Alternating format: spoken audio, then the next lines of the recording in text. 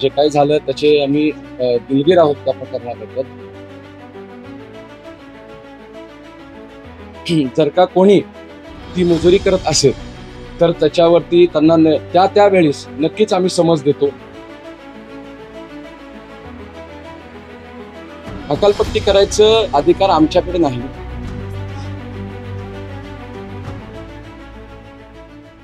जे काही झालं त्याचे आम्ही दिलगीर आहोत त्या प्रकरणाबद्दल. आणि मी विश्वस्त मंडळाच्या वतीने आणि पालखी सोहळा प्रमुख या नात्याने मी ती दिलगिरी व्यक्त करतो. जो घडलेला प्रकार आहे तोच लोकांसमोर गेलेला आहे. जो घडलेला प्रकार आहे तोच लोकांसमोर गेला आहे. तुम्ही असं म्हणताय अनेक लोकांचे असेच असते. त्यांचा एक व्हिडिओ समोर येतोय म्हणून त्यांची मुजुरी दिसून येते. मात्र ज्यांचे व्हिडिओ समोर येत नाही त्यांच्या मुजुरीचं काय? मुळात सगळेच सेवेकरी मालक होत आहेत का? म्हणजे नेमके हे ट्रस्टी आहेत की मालक आहेत इंडियनचे? मुळात वारकरी संप्रदाय हा सेवेचा संप्रदाय आहे. त्याचा सेवा हा दारवंत हे आम्ही शिकलेलो असतो. पण जर का कोणी ती मुजुरी करत असेल तर त्याच्यावरती त्यांना त्या वेळेस नक्कीच आम्ही समज देतो आणि देणार पण आहोत. त्यावेळेस आम्ही त्यांना ते सांगू. कालचाही जो प्रकार झाला त्याच्यानंतर आम्ही बैठक त्वरित घेतली रात्रीच्या रात्री. आणि त्यानंतर दिलगिरी व्यक्त करण्यासाठी आम्ही आत्ता सुद्धा एक मीटिंग घेणार आहोत या कार्यक्रम झाल्यानंतर त्या ठिकाणी. आणि त्या मीटिंग मधनं आम्ही कशा पद्धतीने मीडियातले सगळे जे बांधव आहेत ते खऱ्या अर्थाने माऊलीचं हे जे वैभव आहे ते वैभव अतिशय उत्तम पद्धतीने संपूर्ण जगापुढे मांडायचा ते आम्हाला मदत करत असतात, ते प्रयत्न करत असतात. त्यामुळे नक्कीच तुमचं कॉन्ट्रीब्युशन या संपूर्ण सोहळ्यामध्ये हे खूप मोठं आहे.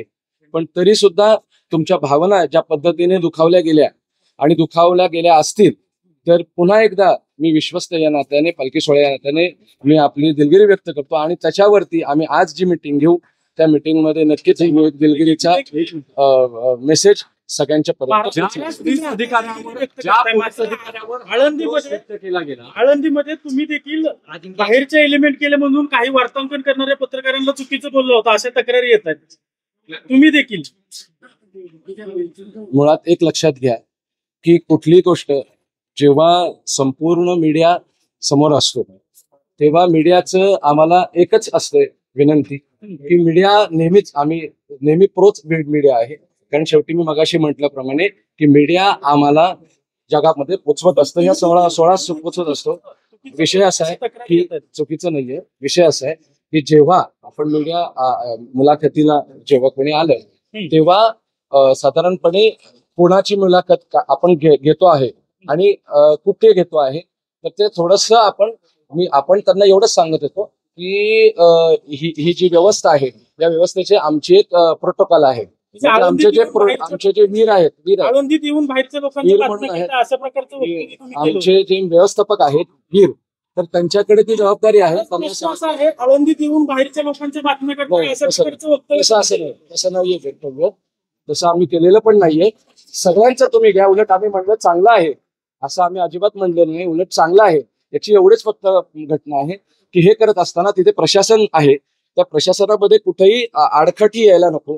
कारण आपल्याला सोहळा पुढे न्यायचा होता. त्या दृष्टिकोनातून जे योग्य आहेत जे ते उत्तर देऊ शकतात त्यांना फक्त प्रश्न विचारण. कालचा जो प्रश्न आहे त्याच्याविषयी मी पुन्हा एकदा आमच्या संपूर्ण विश्वस्त मंडळाच्या वतीने मी आहे, उमाप साहेब आहेत, आम्ही दिलगिरी व्यक्त करतो. त्यांच्यावर कारवाई केली जाणार आहे का? ज्या पद्धतीनं पोलीस अधिकाऱ्यांवर ज्या स्टाईलनं ते बोलले त्यांच्यावर निरंजन महाराजांवर काही कारवाई केली जाणार आहे का? तुमच्या पालखी सोहळा प्रमुख म्हणून काय भूमिका आहे? किंवा आताच तुम्ही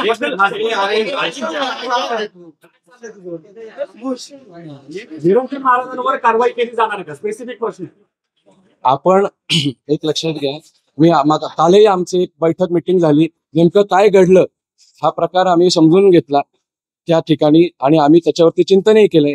आत्ताही आम्ही ती मीटिंग घेणार आहोत, त्याची विस्तृत मीटिंग. ती मीटिंग झाल्यानंतर आपल्याला ती कळवण्याची. हकालपट्टी करणार आहात? हकालपट्टी करायचं अधिकार आमच्याकडे नाही.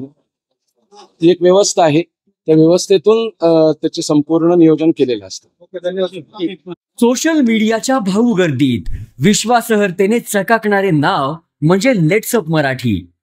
सगळ्या नागरिकांना ती स्पीच ती लेट्सअप वरील मुलाखती म्हणजे विचारांचा खजिना. त्यानंतरच्या निवडणुकीमध्ये मला सोडून गेले.